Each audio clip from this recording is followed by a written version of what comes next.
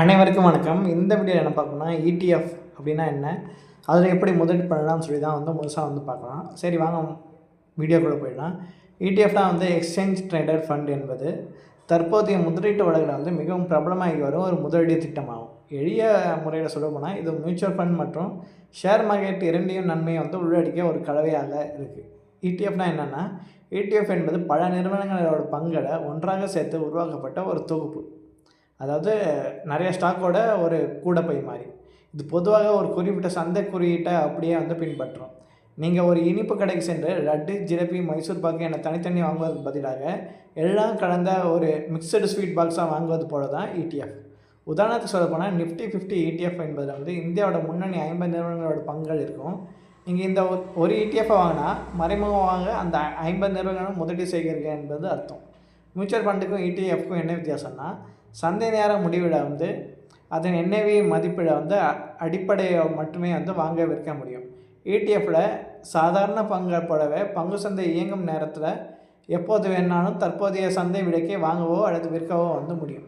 ETFோட முக்கிய வகைகள் என்னன்னு சொல்லி பார்க்கலாம். இண்டெக்ஸ் ETF, அதாவது நிஃப்டி 50, சென்சஸ்ஸு, நிஃப்டி நெக்ஸ்ட் 50 போன்ற குறியீடை பின்பற்றுவேன். எக்ஸாம்பிள் பார்த்தா நிப்பான் ETF, நிஃப்டி 50 பீஸ் இதெல்லாம் இண்டெக்ஸ் ETFில் வந்துடும்.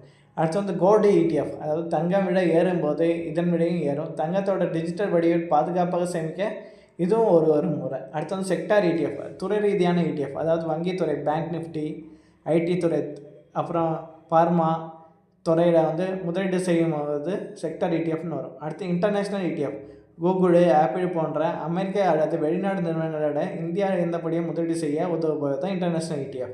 ETF முதலீடு செய்வதாக கிடைக்கிற நன்மை என்னன்னு சொல்லி பார்க்கலாம். குறைந்த செலவு, அதாவது மியூச்சுவல் ஃபண்டை ஒப்பிடும்போது ETFகளோட மேலாண்மை கட்டணம், அதாவது எக்ஸ்பென்ஸ் ரேஷியோ மிக மிக குறைவாக இருக்கும். பொதுவாக 0.005லேருந்து 0.25 வரை இருக்கும். இதனால் நீண்ட காலத்துக்கு உங்களுக்கு அதிக லாபம் கிடைக்கும். அடுத்து அபாயம் குறைப்பு, அதாவது டைவர்சிஃபிகேஷன். ஒரே ஒரு நிறுவனத்தோட பங்கை வாங்கி அது நஷ்டமடைவதற்கு பதிலாக ETF மூலம் 50 அல்லது 100 நிறுவனங்களின் பணம் பிரித்து முதலீடு செய்யப்படுவதால் ஆபத்து குறையுது. அடுத்து டிரான்ஸ்பரன்சி, உங்கள் ETFக்குள்ளே எந்தெந்த நிறுவனங்களோட பங்குகள் எவ்வளவு சதவீதம் இருக்குன்னு என்பதை தினமும் துல்லியமாக பார்த்து கொள்ள முடியும். அடுத்து அவசர தேவைக்கு மொபைல் ஆப் மூலமாக உடனடியாக விற்று பணமாக்கி கொள்ளலாம். ETFோட முதலீடு செய்வது எப்படின்னு சொல்லி பார்க்கலாம். ETFில் முதலீடு செய்வது பங்குகளை வாங்குவது போன்றே அது ஆகும். இதற்கு உங்களிடம் டிமெட் மற்றும் ட்ரேடிங் அக்கௌண்ட் இருக்கணும். முதல் இது என்னென்னா ஒரு ப்ரோக்கரேஜ் கணக்கு, அதாவது ஒரு டிமெட் கணக்கை தரணும். இந்தியாவோட முன்னணி ப்ரோக்கரேஜ் கணக்கான ஜீரோதா, க்ரோ, ஏஞ்சல் ஒன், அப்ஸ்டாக் உள்ளதில் உங்கள் வங்கி கணக்கு மூலமாக டிமெட் அடங்க தொடங்க வேணும். இதற்கு பேன் கார்டு, ஆதார் கார்டு, வங்கி கணக்கு விவரங்கள் தேவை. அடுத்து பணத்தை ஆட் பண்ணணும். உங்கள் வங்கி கணக்கில் நீங்கள் தொடங்க ட்ரேடிங் ஆப்புக்கு தேவையான பணத்தை UPI இல்லாட்டி நெட் பேங்கிங் மூலமாக மாற்றுறது. அடுத்து ETFை தேர்ந்தெடுக்கணும். அதாவது ஆப்போட சர்ச்சிங்கோட இது கூட போய் தேவையான ETF பேரை டைப் பண்ணி தேடணும். உதாரணத்துக்கு நிஃப்டி பீஸு, கோல்டன் பீஸு இது மாதிரி தேடணும். அடுத்து 4வது ஸ்டெப் என்னென்னா முதலீடு செய்யணும். இதில் 2 வகை இருக்குது. லம்சமாக முதலீடு செய்கிறது, SIP மூலமாக முதலீடு செய்கிறது. லம்சமாக முதலீடு பண்ணால் உங்கள்கிட்ட இருக்க மொத்த தொகையை ஒரே நேரத்தை தற்போதைய சந்தை விலைக்கு வாங்கலாம். SIPனா ஒவ்வொரு மாதமும் ஒரு குறிப்பிட்ட தேதியில் 1 to 2 ETF யூனிட்டை தொடர்ச்சியாக வாங்கி வரலாம். கவனிக்க வேண்டிய முக்கியமானது என்ன, மியூச்சுவல் ஃபண்டில் இல்லாத சில கட்டணங்கள் ETF வாங்கும் போதும் விற்கும் போதும் உண்டு. அதாவது எனவே நீண்ட காலத்திற்கு முதலீடு செய்ய நினைப்பவர்களுக்கு இது மிகவும் உகந்தது.